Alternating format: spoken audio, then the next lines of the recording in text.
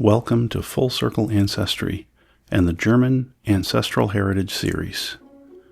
To follow the series, please subscribe to the channel. Hit that like button too. We'll be following a path through the middle of Europe, within the lands of 4 modern nations, and venturing back in time 150 years and more. My own ancestral family will get center stage, but we'll also widen the scope to take a broader look at the areas we visit, and take a few sidetracks along the way. As with the various other series on this channel, we'll mix what the places look like today with something we know of what they were like in the past, when my ancestors lived there and left there for America in the last few decades of the 1800s. Let's go. In my 5-part Slovakia Ancestry Adventure series, I laid out this family tree to indicate my 6 ancestors who came from 5 different villages in modern-day Slovakia, my 4 paternal great-grandparents, and 2 of my maternal great-great-grandparents. Now things are going to get a little more complicated, but I'll boil it down. Those same people from the Slovakia Ancestry Adventure series are shown here. The focus of this series will be on my maternal side only. This includes my maternal grandmother's 4 grandparents, thus 4 of my great-great-grandparents. It also includes a more distant ancestor in my maternal grandfather's tree. My great-great-great-great-great-great, that's 6 times great-grandfather. These people were all linguistically German, a common thread that I'll unravel into a more nuanced account as we proceed. This is the German Ancestral Heritage Series, not the Germany Ancestral Heritage Series. Not all the places we'll visit are part of Germany, but they all have a history of German language and culture, some of which is still residual, even if only slightly so. This series is not irredentist. Today's map looks okay to me, but we'll see that in the past the map did look different, and it changed several times, usually for rather traumatic reasons. The Slovakia Ancestry adventure ended with Vyšný Medzev, a village in the old Kingdom of Hungary that was linguistically and culturally German right into the period of the territory becoming a part of Czechoslovakia following World War I.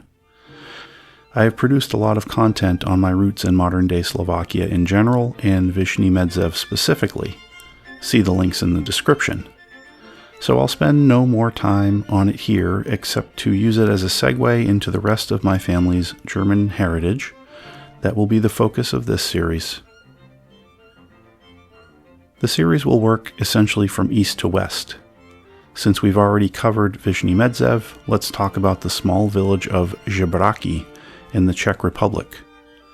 Firstly, when the man who would become my great-great-grandfather lived there, it was known primarily by its German name, Petlarn.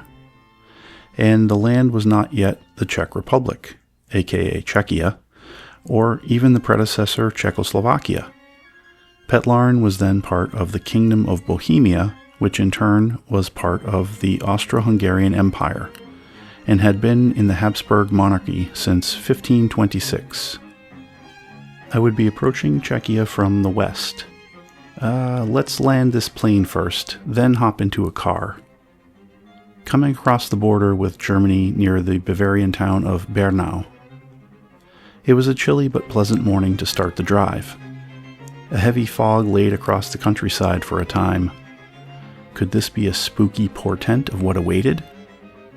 No, it cleared up again in short order and turned into a very nice day.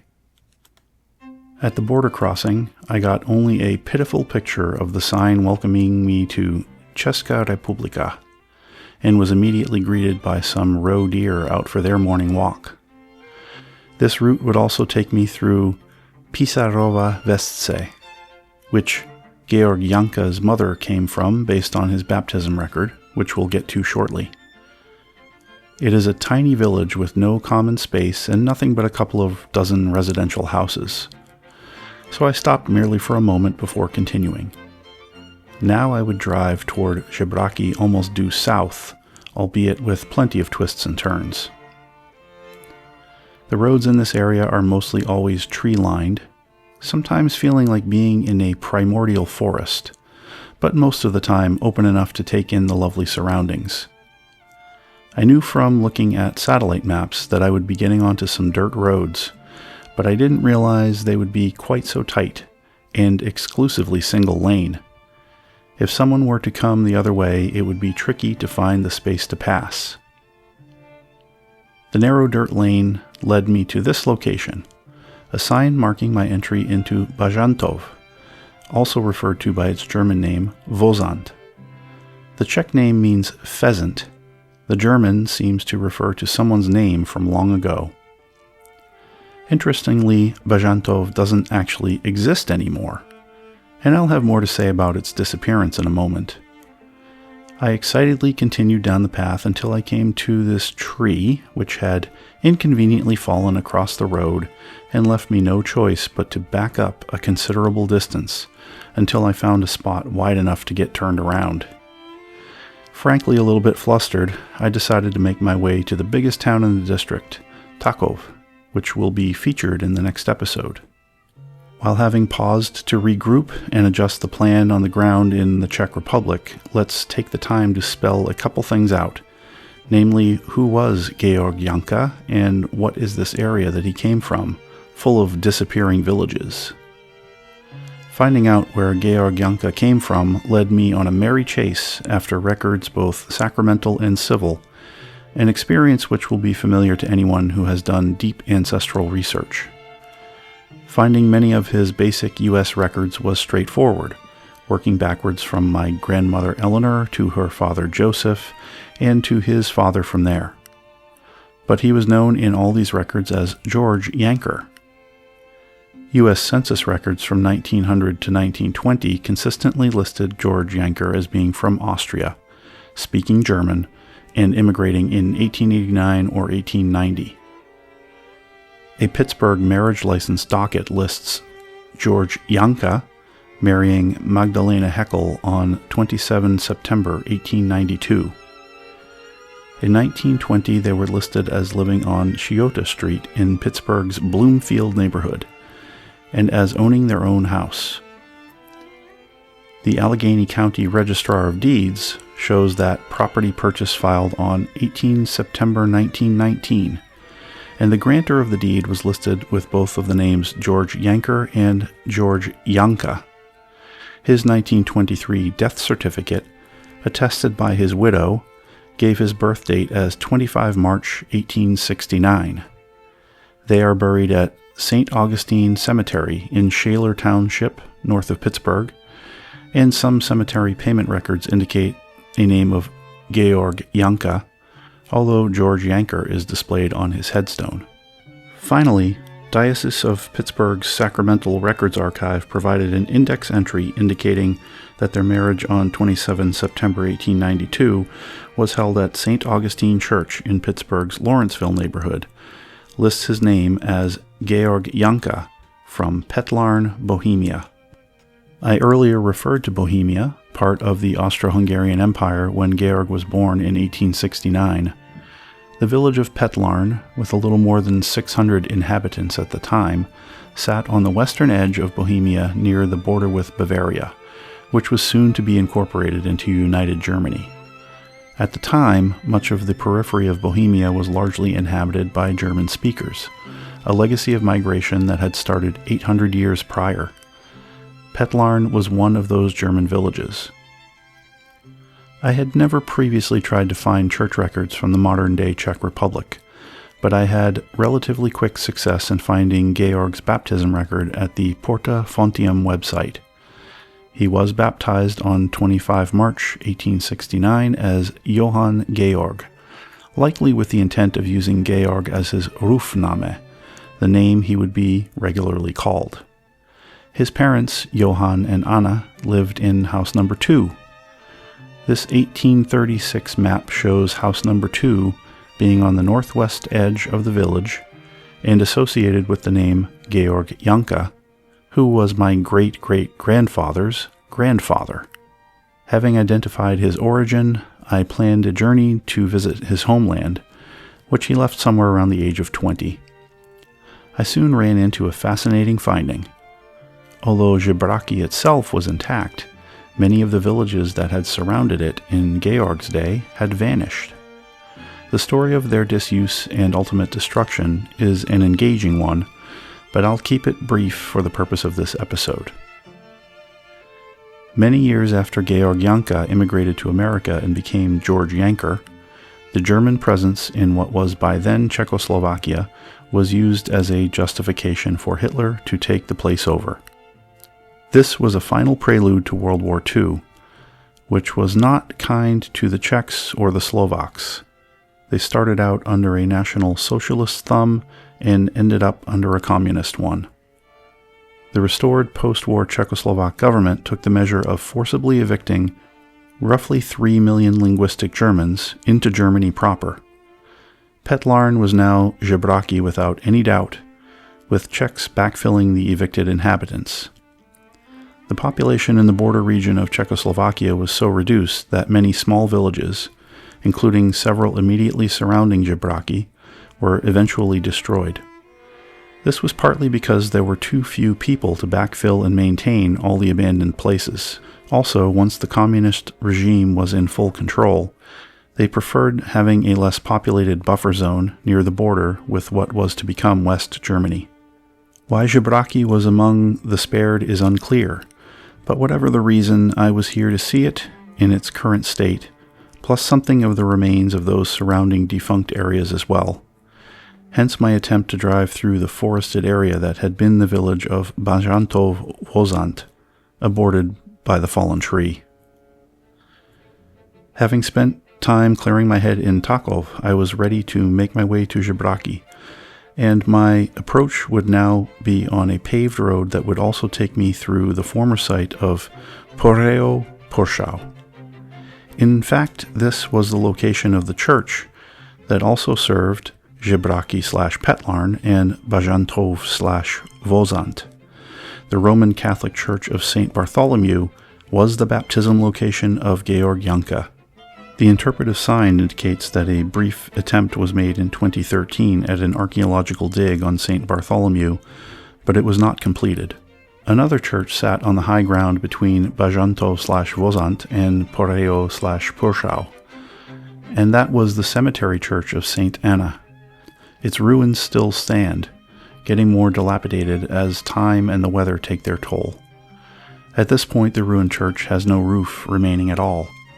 I was tempted to try approaching both St. Anna and possibly Bažantov/Vozant again by using the single-lane dirt road that runs up from Poreo Poršau site.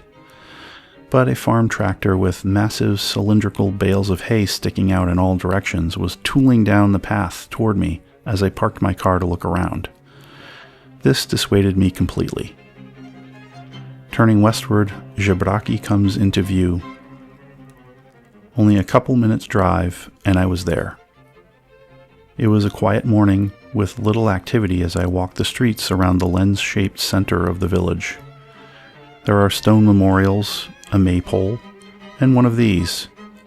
And one of these. A diminutive cabin has been erected in the small park at the west end of the village near one of the small artificial ponds that dot many of these villages. Above the porch, a sign hangs, clearly a vintage artifact that looks like it must have served as a boundary marker. It is in both Czech and German, a reminder that this was once a German-speaking region within a land where the Czech language was also in official use. A couple of rather old buildings stand in part of the village, but most of these houses look rather modern, and at least one of them was under construction or renovation during my visit. Spinning around from above, we can see Žebráky in its humble full expanse. The Janka property at house number 2 would have been in roughly this location, with a strip of farmland extending all the way to the artificial lake that is not much smaller than the village's entire residential area. Enormous stacks of those big cylindrical hay bales sit in rows next to a set of large agricultural buildings, an appendage sticking out of the northeast side of the village. Maybe that farm truck I saw coming down the dirt road was bringing its bales here for storage. It was great to walk around Žebráky, but it was time to check out another defunct location. This one is called Žebráky Zdar, or in German, Petlarnbrand. Although it was within the domain of Žebráky, it stood more than a mile in a straight line from Žebráky's village center. It was also less a village than a collection of houses scattered along a half-mile stretch of farmland. A stream also runs midway between Žebráky and Žebráky Zdar, and along it was a string of mills. The product of all these mills is unclear, but a couple were dedicated to polishing plate glass that was also produced locally. A seemingly strange but rather common small-scale industry in this area.